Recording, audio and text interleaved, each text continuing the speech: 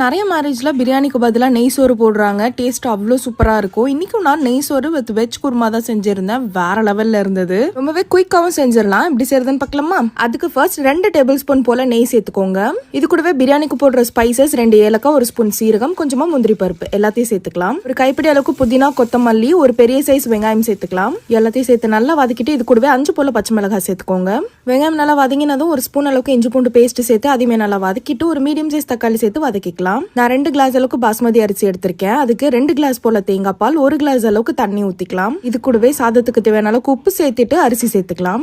Close பண்ணிடுங்க. சாதம் இந்த அளவுக்கு நல்லா வெந்து வந்ததும் நம்ம இதை தம் போட்டுக்கலாம். கீழே தோசைகள் மேல இந்த மாதிரி வெயிட் வச்சுக்கோங்க. இதே மெத்தட குக்கர்ல செஞ்சீங்கன்னா 2 விசில் விட்டுட்டு பிரஷர் ஃபுல்லா போனதை ஓபன் பண்ணிக்கோங்க. 10 மினிட்ஸ் போல தம் போட்டுட்டு ஓபன் பண்ணீங்கன்னா சூப்பரான நெய் சோறு ரெடி. கண்டிப்பா ட்ரை பண்ணுங்க. மறக்காம நம்ம சேனலை சப்ஸ்கிரைப் பண்ணிக்கோங்க. பாய்.